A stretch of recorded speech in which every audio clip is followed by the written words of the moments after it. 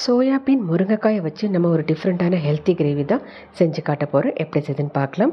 கடாயில் ஒரு ஸ்பூன் எண்ணெய் காஞ்சதும் ஒரு ஸ்பூன் கடுகுளுத்தம் பருப்பு போட்டு நல்லா பொரிய விடுறோம். இது பொரிஞ்சதும் ஒரு பெரிய வெங்காயம் குட்டி குட்டியாக நறுக்கி ஆட் பண்ணிக்கிறோம். கொஞ்சமாக கருவேப்பிலை, கொத்தமல்லி வாசனைக்கு மூணுத்தையும் போட்டு நம்ம நல்லா வதக்கிக்கலாம். வதங்கினது இந்த மாதிரி கலர் மாறிடும்.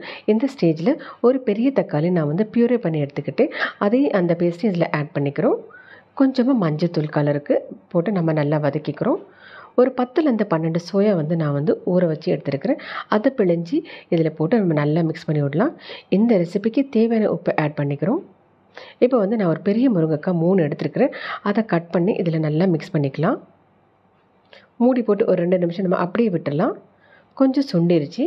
இப்போ வந்து இந்த ரெசிபிக்கு தேவையான காரத்துக்கு பார்த்தீங்கன்னா நான் 2 ஸ்பூன் குழம்பு மிளகாத்தூள் ஆட் பண்ணிக்கிறேன். 1 டம்ளர் தண்ணி அதை போட்டு நம்ம நல்லா மிக்ஸ் பண்ணி மூடி போட்டு ஒரு 10 நிமிஷம் மிதமான தீயில நம்ம நல்லா கொதிக்க வேக விடலாம். இப்போ வந்து குழம்பு நல்லா கொதிச்சிருச்சு. ஃபைனலாக நான் வந்து தேங்காய் பேஸ்ட் ரெடி பண்ணியிருக்கேன். அதை வந்து இது மேலே ஊற்றி நல்லா மிக்ஸ் பண்ணி கொத்தமல்லி கொஞ்சம் இருக்குது அதையும் நல்லா இதில் கார்னிஷ் பண்ணி சாதம், இட்லி, தோசை, சப்பாத்தி எல்லாத்துக்கும் நம்ம சர்வ் பண்ணலாம். ரொம்ப டேஸ்ட்டாக இருக்கும். இந்த ரெசிபி உங்களுக்கு பிடிச்சிச்சின்னா நீங்களும் ட்ரை பண்ணி பாருங்கள். Happy cooking.